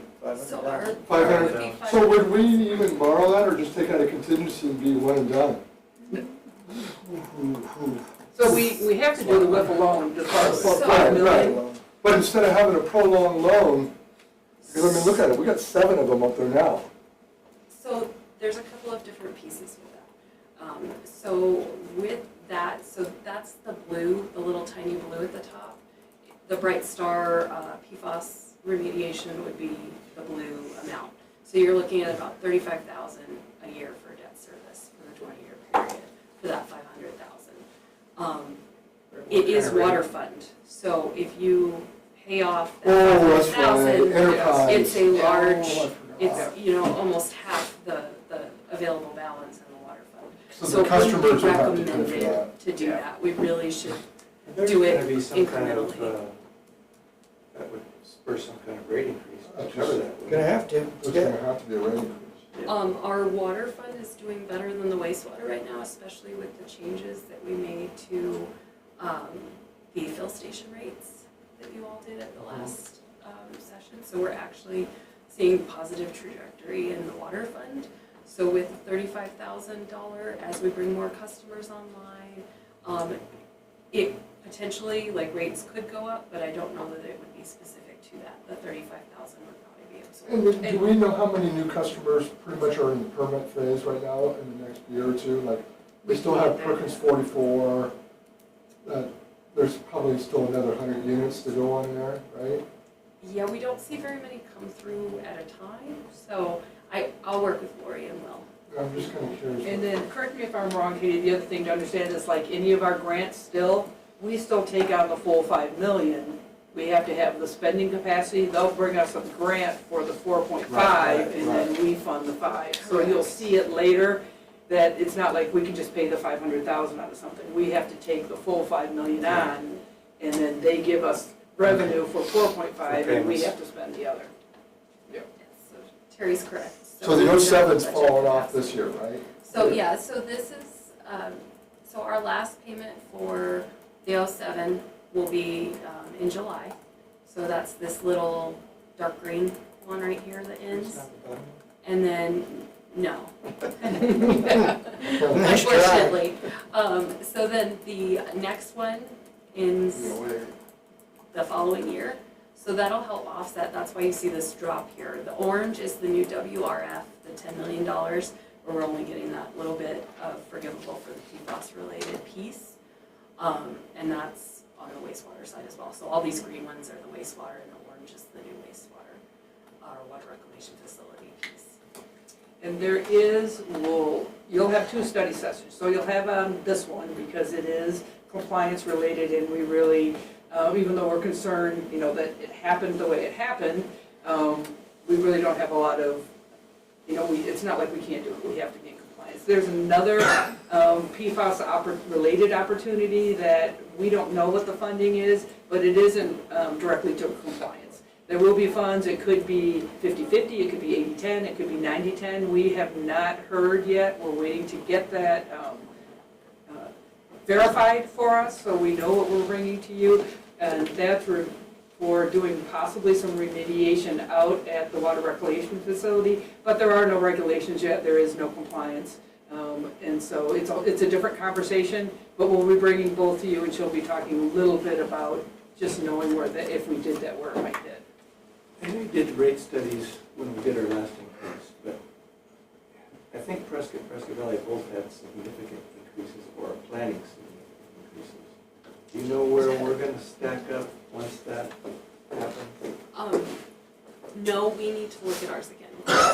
Like that's, We're in the that's last the year. part where we're looking I at, know, but because we did the 3-year increases. Nobody likes increases, but The reality is costs are going up. yeah. As we've seen, in, And it's just tough that if this huge amount of debt is only servicing about 20% of the population. Yep. And that That's is the a very good downside. point, is that we always talk about these huge numbers, 10 million, 5 million, but in the end, it's 1,200, 2,400. We're looking at what we're servicing as opposed to 13,000, 14,000 Correct. population. It's just- We have to it keep makes that it tough. in we went from perspective. 5 million paying nothing Mhm. up to 10 million, so now we're having to pay 5 million on a 90-10 at best. Yeah. Are we in a real tight time frame on that 90-10? I'd hate to lose another one. We already are on the preferred priority, we Okay. put in our application, we're on the list, so we have said our space is safe if you should go forward. yes, so that's where, on the 12th, Mark Williams will be doing the full presentation, and then That's gonna cost us he will be money, there right? for, That's the $1 million man. so he'll be there to give, a full overview of that Bright Star PFAS treatment. And then following that, we'll be discussing the additional project that Terry was referencing. We will have to determine before the tentative budget gets adopted if that additional budget authority is going to be needed for that other project, but we'll address that at tentative adoption is the hope there. What I didn't see, and I was just kind of curious, remember the grant that Jesse just got for us for the Old Home Manor, the UTV park? Mhm. Whatever they call Yes. it. Did we have any matching funding budget issues in there? No. It's 100% There's no match required. Okay. for that stage. Yeah, for Yes, for that future portion. phases, it's Could be, TBD. but not Right, okay. We won't know that. So moving on, so this is again similar to what you saw last time. This is a summary with recommendations. So this is with the updated recommendations. So everything that we talked about. There were some additions in the way of IT requests that were pushed back onto the budget, and then this does include those positions that were tentatively frozen, so they are budgeted for in this version. Additionally, if you look down below the line, we wanted to point out, because the budget is going to be greater than last year's, we wanted to point out the few things that pushed it to that point. So PFAS at Bright Star, that's a $5 million addition that we're going to need in the budget if we move forward with that, which is, as Terry said, it has to be done by 2029. So we are getting a lot of free money for $500,000 in debt. But you gotta show them. But we have to show the full $5 million. And then the Y Plan contribution, as well as the YRT contribution. Now, his So- slide shows 77,000. Yeah, that's what we saw, it Uh, changed. That was different than the work plan that we had, so we'll confirm with Benny to get the, So is that an absolute that we have to do that, or No. I guess that'll be a discussion to have later. There's no absolute there. And then also the regional, the YRT one. I mean, at some point, we're gonna have to decide, are we gonna go for the 17, or we're gonna go for the 20, or we're gonna go less or more? Correct. When will we have that discussion? Tonight? I would say tonight would be I- a we good would time for like you to guys hear to at your- least yes, we would give like your to hear. input. Yeah. And we can revise for our next meeting on it. Larry? On which part, the YRT or? Both. Both, okay. On the regional transit, I mean, $3,000 difference. You know, what they've done for veterans around here is pretty big to me. On Y plan, I'm just not getting the numbers here. In Vinnie's presentation, when he said things he's done for Chino Valley, the biggest project was 2.57 at Deep Wells Ranch. That's not Chino Valley, that's Prescott. So what I come up with everything Y plan's done in the past is 1.13, and if you put in the current in there, it takes us up to 2.09. Whether we're measuring apples and oranges there, I don't know, but I just can't see us going from paying a few $1,000s a year to $75,000 a year. It just doesn't pencil for me. I know they do give us access to staff, but I'm not sure that we use that staff that often here in town. I honestly think 89s, anything going on 89 should be the state's responsibility. It's a state highway. But that's just me. Robert? So same situation we have with YRT in previous years. They do a great job, and I think they're highly needed in Chino, and they service Chino, so that's all fantastic. Again, kind of like Tom, I think you referenced to it as far as how they operate. Might be in question a little bit, so I don't think the full 20 should be allocated. What did we do last year? 17. We did the full 17 last We year? did 17 last year. They actually asked for 40 last year. And we dropped it to 20 with 3 going to Paul and Plunge and Correct. 17 for their operations. I would be, fuel costs have gone up, but yeah, that's a tough one there with fuel costs. And I don't see those going down. Well, who knows? Not this year again today. Yeah, so that 17 to 20, whatever you guys decide. Now, Y plan, that Vinny's a very well-spoken, great presentation. I'll give him that. But Your car sales. yeah, I don't see Y plan's contribution with Chino until that gets integrated to YRT. That all gets consolidated, where we're actually getting a big benefit out of that. I definitely don't see 76,000. I don't see that at all. I see maybe and we didn't pay the 85 last year. How does that? So Who proposed this year? previously, yeah, the 85, I think his fiscal years are a little off Backwards. from, what we do. He goes with federal, I think, so it changes a little bit. But this year was the first big jump, which was, We were 22.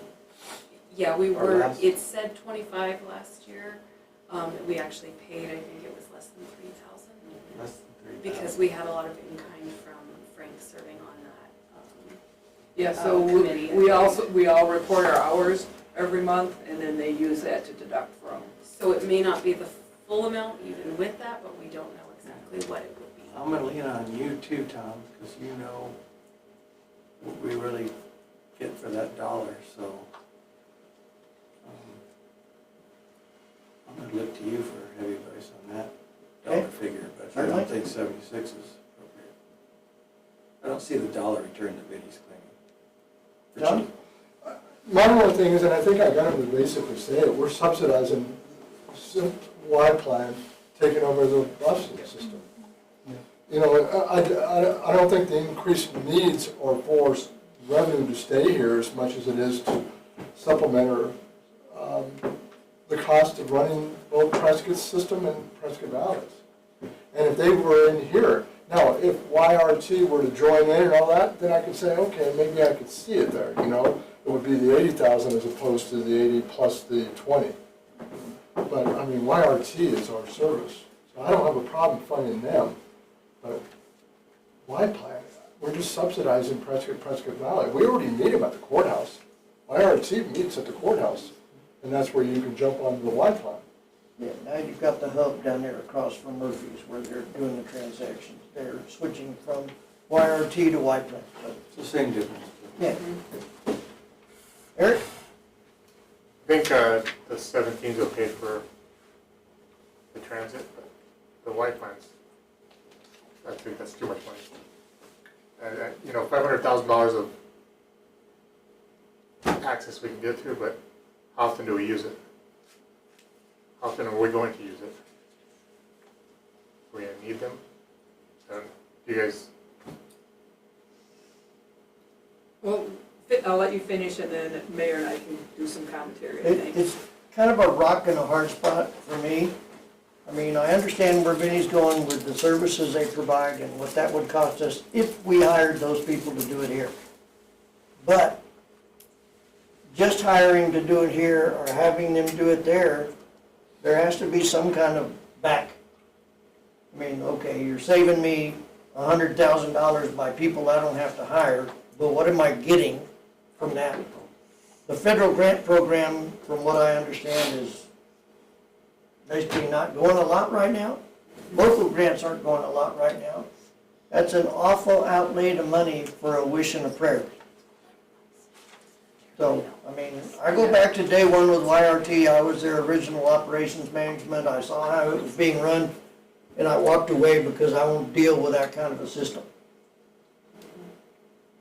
As far as the management of YRT, they're doing the best they can with what they've got, but they're on a steady decline, I think, equipment-wise, personnel-wise. And I will say, from the operational side, that I agree. I think if YRT and Yavaline can make that connection, and you look at that money as a pot of money, instead of 20 and 75, it's 90, right? It's 75 and that 20 is integrated, because that actually does serve us. And we know it does, both for veterans, for our senior center, they rely on that. And to get, like they say, to those appointments and connect. We've had some conversations, and Mayor and I talked about this, and we actually asked them to put that on a future agenda. We have an IGA with all the communities that has that funding component. And it is out of date. We need to get a new IGA to do the service area, and we'd like to engage in possibly a new funding formula based on this newer service. I've talked to Gilbert, the town manager or city manager at PB, and he's open to that. I haven't had an opportunity to speak with Dallin, but I think they would too, that if we could adjust that funding formula so that we're paying less and they're paying more, then I think we all would feel more comfortable. I think it all has to, if they get to the regional transportation plan where Y-Plan is picking up the fuel bills and things like that, and some of the driver wages and stuff, that could lessen that amount exponentially.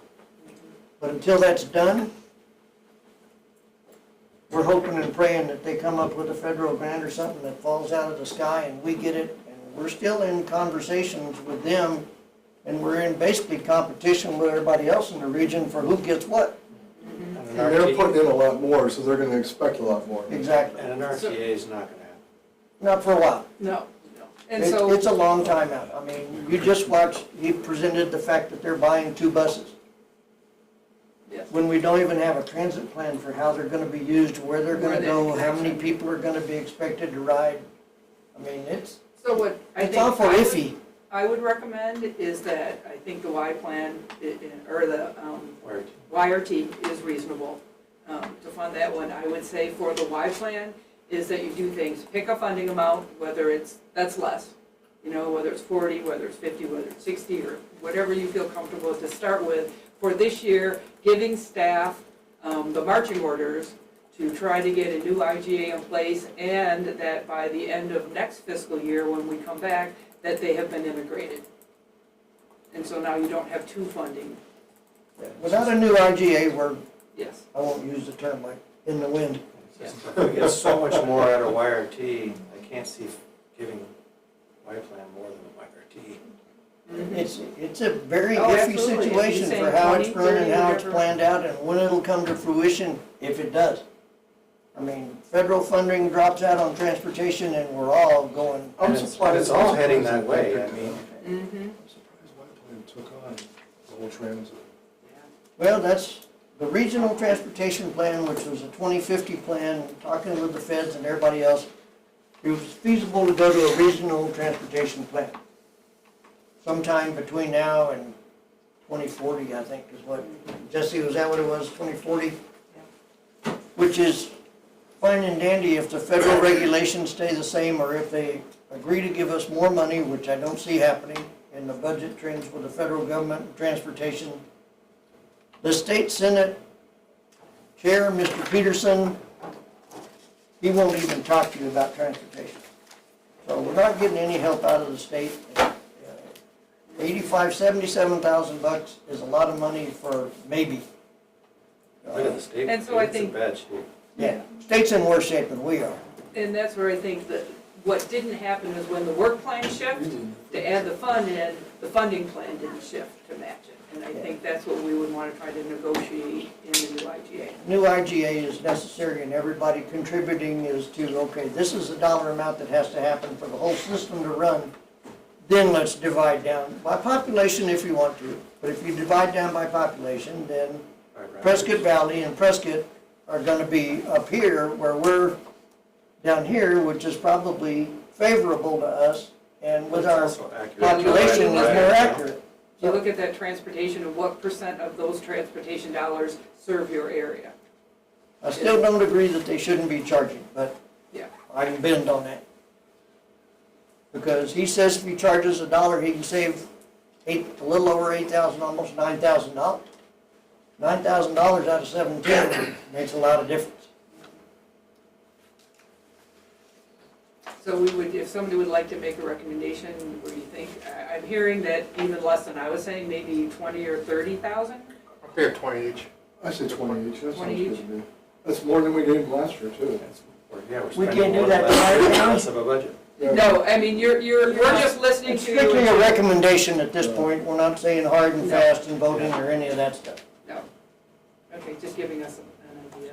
The other thing, before we move on to that and talk about the other things, this slide was important to me, and I hope staff gets that, originally we had it all rolled in, and it showed an increase of 532,000.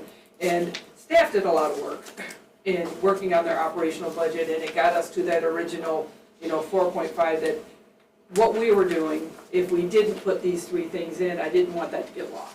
Right? One thing that I didn't hear you touch base with, the funding payments for the EQ basin expansion. So that was the orange, that's the WRF. Oh, okay, so that's That's a 2025? Yeah. Okay, that's- but that hasn't been funded legitimately yet. No, No. so we do have it It's in on here, next year's so this is budget. programmed on Yes. the major capital, this is just under 10 million here. The other portion's Oh, already there been it is, paid okay. for, I didn't so see the that. engineering part, so we're gonna be getting a total of 10 million from WIFA. And, And what was the condition that we're responsible for 90% of the principal? We're getting essentially, 10% yeah, we're getting like forgivable, 1.2%, I think. forgivable interest, okay. Because We it's missed on related 64, to yeah. the PFAS piece only. Because there's a PFAS pilot project. Built portion. into it. To it. And so that's Otherwise, it why would have we- been 100%. Oh, jeez, what a, oh. Yeah, they came to us and said, we're gonna pay your PFAS.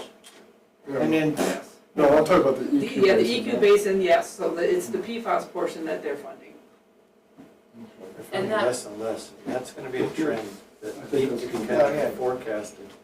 That all these trends are, the state and the feds are paying less, not the same or even, definitely not more. it's all manifesting going itself. down. You can see the slowly decline. Shit's rolling downhill. Yeah, exactly. And if you look at, long-term, anybody that's been, in the industry for decades, it's a pendulum. So there was a time when WIF was paying 100% of everything. They had money, they were getting federal money, we were getting things 100% paid for. And then it went the other way, like we were, and now it's 80-20. We have to pay for 80%, they're paying for 20% of non-PFAS related because there's PFAS dollars. So we don't know where that pendulum's gonna go in the future, but we know it swings. That's about ready to turn the printing press on again, because they're running out of money. Well, no, because I did hear Zeldin, is that his name, the EPA administrator, Zeldin? And I did hear him say within the last few weeks that he's actually really concerned about PFAS. So maybe he might be able to turn some federal funding off, because he says it's not going away. So we'll bring that back to you, but thank you for the input. Then we don't have to comply till 29, so we got With that one. that yes. one. The other one, yeah. Maybe they'll change their mind. Make it 10 parts per trillion. Yeah, really. And none of this takes into consideration our resiliency for, on the water side. No. So, That would be in addition. And that, yeah, that's complete, and actually, we'll have that conversation. Yes, so the resiliency on the water side, and also remember, at some point when we get, if we start to grow, we're going to have to do a mandatory plant expansion.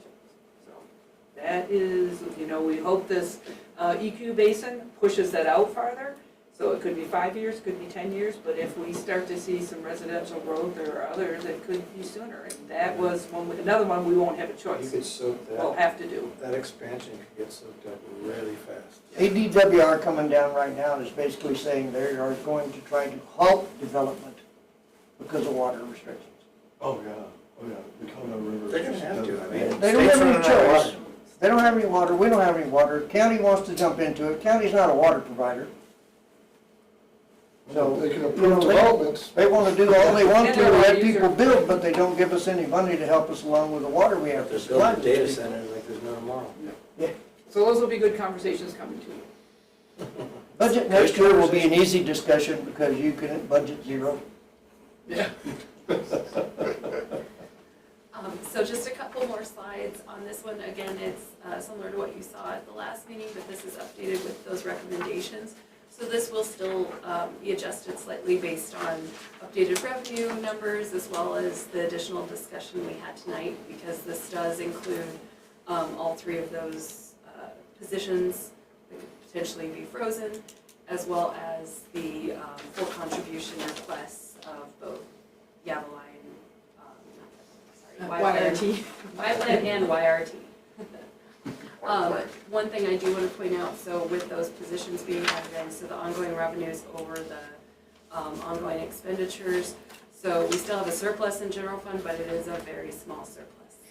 So that's that 62,000 there. That's not a lot. So when you're talking that about is not a municipal. lot. However, in a few of our other funds, we've got a little bit more stability with the one-time versus the ongoing. Our water fund is one to highlight. Our ongoing revenues are in excess of our ongoing expenditures. That does include the $35,000 loan for the portion of the Bright Star. So that's still very favorable in that area. So that's good, especially as we age each year. There's going to be additional draws for infrastructure improvement because things continue to break as they age, and so we want to make sure that we're paying attention to that. Overall, total revenues over under expenditures, we're looking at a draw on fund balance of $3 million, which leaves us with an estimated ending balance of right around $10 million. With that, our reserve requirements require 25% of our operating expenditures for general government and enterprise funds. So broken down, basically that's our personnel, operating, and debt. So our total expenditures in those areas, so our reserve requirement would be just under 4.2 million for the general fund.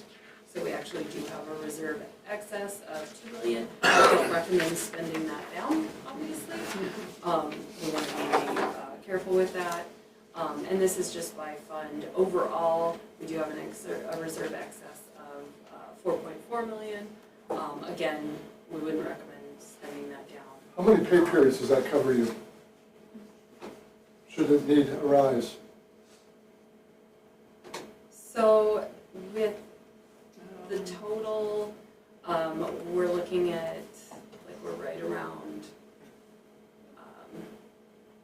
months? little over 300,000 to pay, so it's, you know, would be not close to, or over $500,000 a month, Okay. so not a ton. But that's standard, like the 25% is standard, but that's where That's we would minimum. not recommend. That's minimum. That's just the Yes. state, That, that's exactly, just state minimal. law, right? Yes. It's our policy, different places have different policies, whether it's expenditure or revenue based, but we have it based on our expenditures. Town policy. So, yeah, that's where we're at. So it's healthy still, it's just, we're getting close to that line and the new development in a smart way where we're getting businesses that are coming in that are actually paying sales tax and those kind of things will help the bottom line. Things like the RV park, bringing in tourism, activity, things like that, for the different events that are happening, that can help.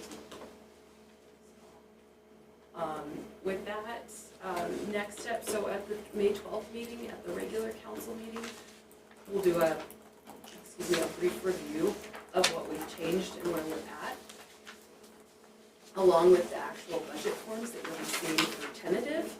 That way you can actually see it in the form that you're going to be approving it, and we can make any final tweaks at that meeting based on your suggestions prior to tentative adoption on the 26th.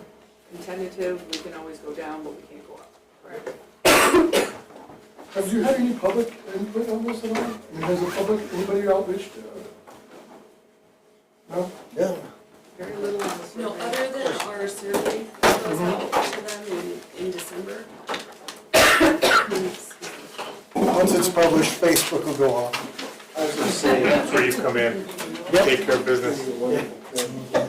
brought that up with Vinny here about the public input, but I know that seniors for YRT would be higher on the list. Yeah.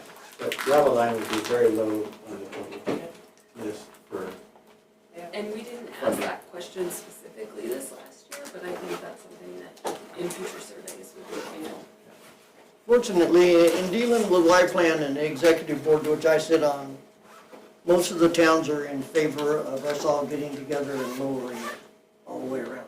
They all think it's too tight. They couldn't believe we were at 85, right? 77 even. Look at 3 years down the road, it's over 100. Yeah, I saw that before too. I noticed that.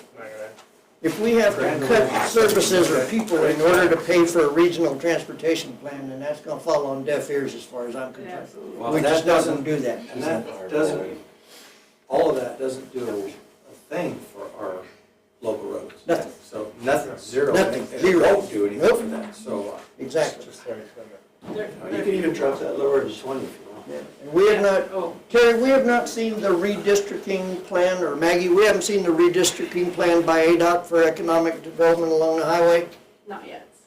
No, so they're finishing up that tour, and then they're going to get together and talk about that more. So, but they have to go to each community. Is that what you're talking about, Yep. the listening tour? Yeah. And then also with White Plan, they're not doing conservation planning, so they're going outside of their scope of transportation. So we're spending money and time on that. on open space and trails. Might be right, Robert. 10 grand? Yeah, I mean, Yeah. I just don't, we only gave them 3 last year, so, I mean, I Well, granted. it was offset. I know it was offset, but, yeah. So we probably will have another 5 to 7 offset this year, but still, it's Still. not a lot. I mean, that's, we can't shoot ourselves in the foot just to have a transportation And I know plan, it's which not may or may not ever Make work. or break on that budget, but it's just money, A lot of money. it's still money and it's money we need, so. I don't see the benefit. I think we have He's got the input we great need to ideas. go to the next step. Sure. Okay? Questions, discussion, everybody done? Happy birthday, Eric. Happy birthday, Eric.